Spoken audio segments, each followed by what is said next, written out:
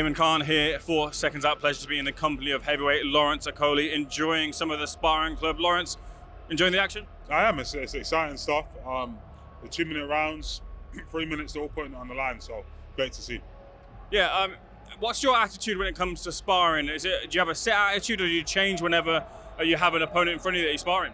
It depends on what my coach says, so if he wants me to work on certain stuff, that's what we work on. If he wants me to go for it, we go for it. As we get closer to the fight, though, he does like to see me put a bit more meat in the shots and try to get people out of there, but it depends. Sparring's really for learning, but you can also learn to take someone out, so it's a mix. You mentioned your coach, and of course we had a little brief conversation when I first saw you and said, how is Joe? But how's he doing? Obviously, a warrior is Joe in good spirits. Yeah, 100%. I obviously it's his story to tell on his progression and what's been going on. But all I can say is, when I've been speaking to him, he's healing up nicely. So we just, as always, root for him, and he's a warrior in and out of boxing.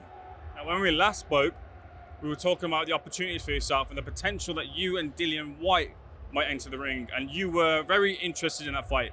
It didn't materialise, but how close was it? I wouldn't say it was that close, to be honest. There was a lot of talk. I mean, Turkey did say to me and the team he wants to see me versus Dillian. What I heard is Dillian didn't want to fight me for whatever reason, but he's taken a great fight against Moses. So, same thing happened with when he wanted to box Joe Joyce instead of me. It's just I just kind of leave him to his career. He's had a great career, and we'll see what happens. Whatever the outcome this weekend, would you still be interested in a fight with Dillian? I hope not. Just because I'm number one with the WBC. I'm looking to push towards Caballeros, world title fights. So the only way me and him are going to box is if I'm not given those opportunities straight away, or that's, you know what I mean. So I see myself winning certain fights that me and him, it doesn't really make sense. We'll come back to you in a second, just to focus on this weekend's main event. What do you think? What's your read on the fight? Yeah, I think the same as pretty much everyone else, which is, Dillian has a chance because he's a grown man with 2 hands, 2 arms, and a lot of experience. But if you look at stylistically, Moses is very quick, punches very hard, and is a talented boxer. Where I don't think Dillian, you can say he's a talented boxer. He's a dog. He's a workhorse. But asking him to do that at 37, off the back of loads of layoffs, off the back of being hurt by Rivers, Parker, Povetkin, Tyson Fury, Anthony, the list goes on. I just see why wouldn't Moses hurt him as well. What's the difference between the Moses Itauma that you spar that took his bag off when he exited his school to come spar you, and the one that we're going to see in the ring or previously? I guess we're going to see. I guess obviously experience is a few years older, more experienced, probably more self-assured because he's been in there with loads of good guys by now in sparring.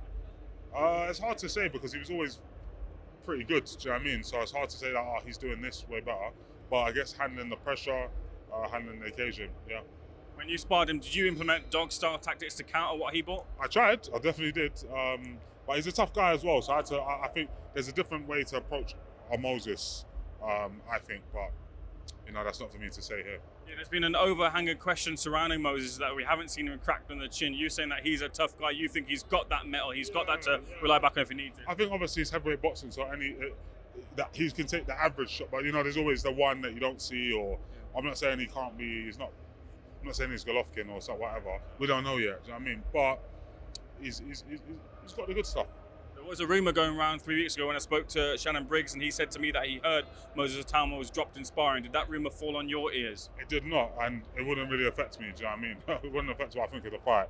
Getting dropped, once again, it's not the end of the world. People get dropped in fights and still win them. Getting dropped in sparring is what it is, do you know what I mean? You just got to be able to dust off and kind of keep going. You weren't the guy who did it? No, I wasn't.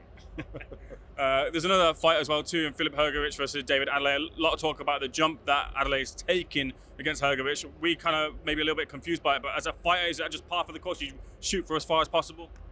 Adlay's in and around that level now, do you know what I mean? He's been British champion, he's boxed Fabio Wardley, he's boxed TKV, so it's kind of like, do you stay at that level or do you take the step up, do you know what I mean? So he's taking the step up.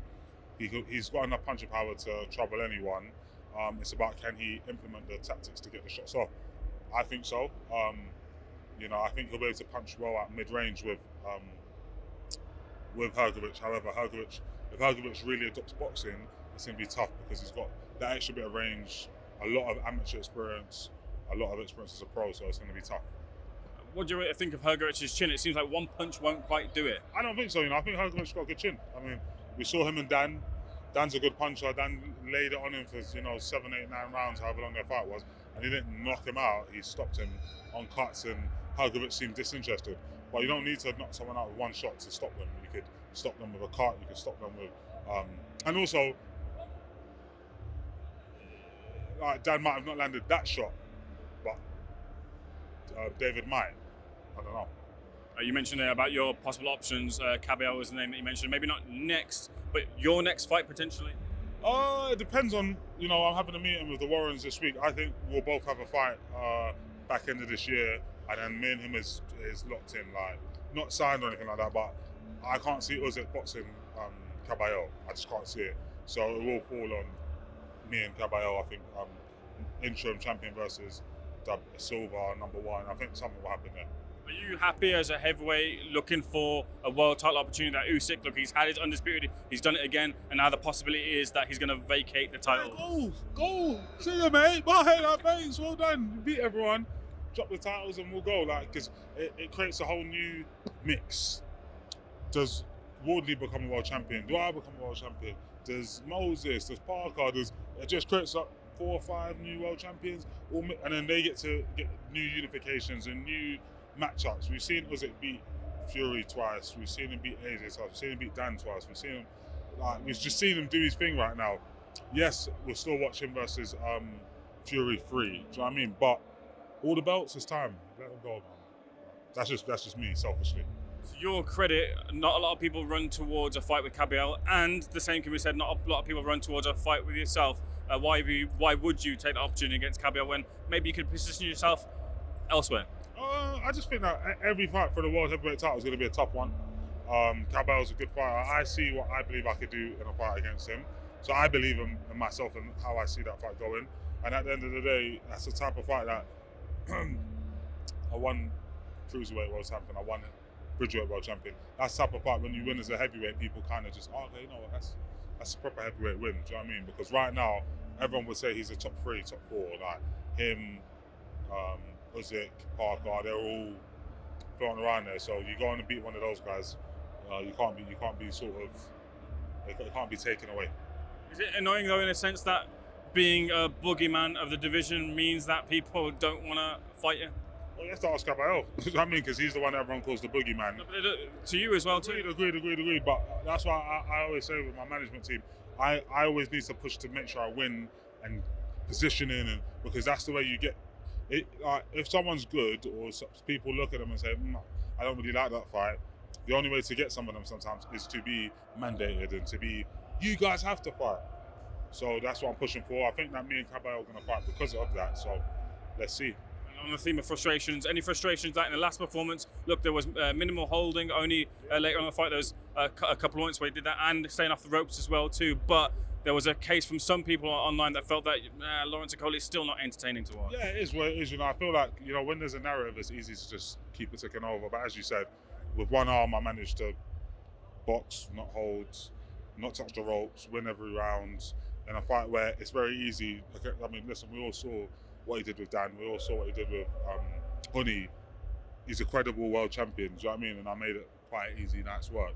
So I know what that means, my team know what that means, and funny enough, these other boxers know what it means. So we'll see come end of this year and start next year. The stuff I aim to do is going to be undeniable, so I don't really take any heed to it. Nice quote to leave on. Thanks for being a second, Lawrence. Cheers,